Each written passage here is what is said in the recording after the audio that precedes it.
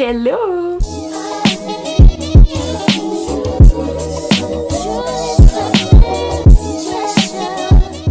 Bonjour tout le monde, j'espère que vous allez bien. Bienvenue pour l'épisode numéro 5 du tourisme à l'ère de la génération Z. Donc pour l'épisode d'aujourd'hui, j'ai décidé d'y aller un peu dans la même ordre d'idée que l'épisode numéro 4. J'ai décidé de choisir un autre secteur et de voir quels sont les impacts des influenceurs dans ce secteur-là. Donc aujourd'hui, je vous parle de l'impact des influenceurs dans le monde de l'aviation.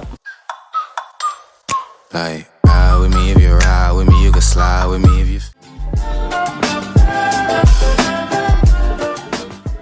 Pour cette vidéo-là, en fait, j'ai eu l'immense chance de collaborer avec Madame Debbie Cabana, en fait, qui est celle qui s'occupe des réseaux sociaux chez Air Transat. Comme elle m'a appelée. En tout cas, je suis tellement reconnaissante et elle m'a tellement appris de choses. Alors, on part. Donc, comment ça fonctionne une collaboration entre un influenceur et une compagnie aérienne? Donc, tout d'abord, je vais voir si elle, en fait, avait observé un changement dans la façon dont les consommateurs de voyage de choisir, en fait, une destination voyage grâce aux réseaux sociaux. Et voilà ce qu'elle m'a répondu. C'est sûr qu'il y a une évolution, ne serait-ce que dans le type de plateforme. Fait que quand on a commencé les médias sociaux chez Transat, on avait juste Facebook pour commencer. Ouais. Après ça, on a rajouté Twitter. OK. Puis ensuite, on est allé sur LinkedIn. Okay. Ensuite, Instagram et Pinterest. Okay. Puis, il y a YouTube aussi, excuse-moi. On a lancé le YouTube en même temps que le Facebook. Okay. Fait que c'est sûr que l'évolution des médias sociaux en général, ça se concrétise par l'ajout de nouvelles plateformes.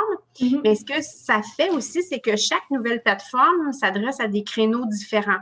Fait que, tu sais, on le sait, j'ai pas dit, on n'est pas sur Snapchat ou sur TikTok, mais tu sais, c'est des cibles plus jeunes. Facebook, c'est la cible a vieilli. Fait que pour des entreprises qui décident d'être sur les médias sociaux, quand tu prends cette décision-là, il faut que tu fasses un plan qui est adapté à la plateforme puis adapté à l'audience. Okay. Ça veut dire qu'on ne parle pas de la même façon à nos followers sur Facebook que sur Instagram. Mm-hmm. On ne leur pousse pas nécessairement le même contenu non plus.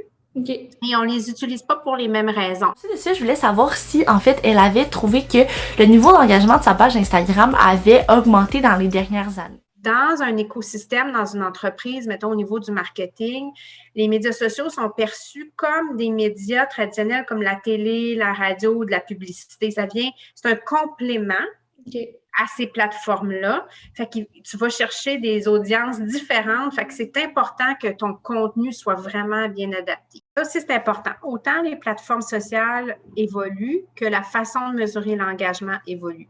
Okay. Et chaque entreprise doit déterminer c'est quoi son KPI, là, c'est quoi pour toi une mesure de succès? Qu'est-ce que c'est un succès d'entreprise? Fait que quand on a commencé, l'engagement, c'était essayer d'avoir le plus de commentaires possible, le plus de likes possible.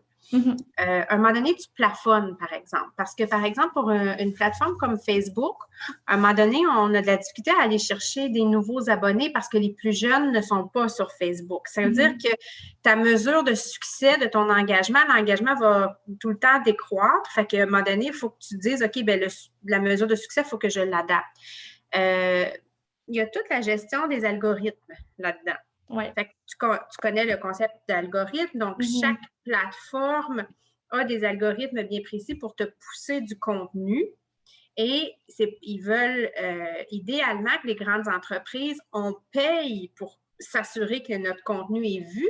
Si tu ne payes pas, tu es un peu pénalisé, puis c'est possible que les gens ne voient pas beaucoup ton contenu. Fait que, ça change encore là. Comme je t'ai dit au début, c'était les gens qui faisaient... On avait de l'engagement sur nos posts statiques dans notre feed, mais là maintenant, je sais pas, je pense que c'est 60% ou 70% des gens qui vont regarder des stories plutôt que le contenu dans le feed. Il y en a qui regardent même plus le feed. Ils vont juste faire les stories puis les reels. Ouais. Donc pour finir, je voulais savoir si en fait eux avaient déjà fait appel à des influenceurs pour promouvoir des voyages et tout. Je sais qu'elle avait déjà fait, mais je voulais savoir en fait aussi comment ça fonctionnait.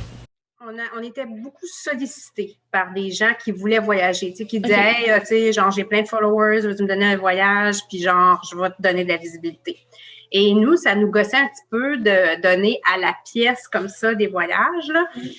Tu sais, c'est pas une bouteille de shampoing, là, quand même, ça a une valeur assez importante. Puis, quand on l'avait essayé, c'est qu'on ne contrôlait pas vraiment le type de visibilité qu'ils nous donnaient, on ne contrôlait pas vraiment le résultat de ça. Fait que ce qu'on a décidé de faire, c'est que nous, on a monté un programme qu'on appelait des ambassadeurs. Fait qu'on s'est dit, on va travailler Avec des influenceurs, on va en prendre moins, Ok. mais on va travailler avec eux de façon plus récurrente. Fait qu'on en a choisi partout au Canada. Fait qu'on en avait, par exemple, on en avait de Vancouver, de Calgary, Toronto, Montréal, qui sont comme nos gros centres où on voulait faire de la promotion. Ouais.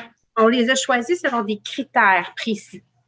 Fait que ça peut sembler un peu superficiel, mais tu sais, on regardait, est-ce que dans leur feed, leur image générale, leur comportement, ils collent à nos valeurs. Il y avait des influenceurs qui répondaient à nos besoins. Tu sais, par exemple, on en avait que c'était des familles pour promouvoir les voyages famille, des gars, genre des couples gays, un peu de tout. Cool. Et quand on les signait par contrat et on leur demandait l'exclusivité. Donc voilà ce qui conclut la vidéo d'aujourd'hui. J'espère vraiment que vous avez pu comprendre que peu importe les influenceurs sont dans quel domaine, si leur personnalité ainsi que leur profil démographique fonctionne avec la compagnie, c'est sûr que le match fonctionne. Il faut seulement que l'influenceur soit autant motivé que la compagnie. Donc j'espère aussi que vous avez pu comprendre à quel point le niveau d'engagement était quelque chose d'ultra important dans une collaboration avec une compagnie. Et aussi j'espère que vous avez pu comprendre à quel point chaque réseau social avait sa tranche d'âge respective, que ce soit Facebook, Instagram, les stories Instagram. Chacune de ces trucs-là sont réservés à un groupe de personnes en particulier. Donc voilà, j'espère que vous avez aimé ça et on se revoit pour l'épisode numéro 6. Bye là!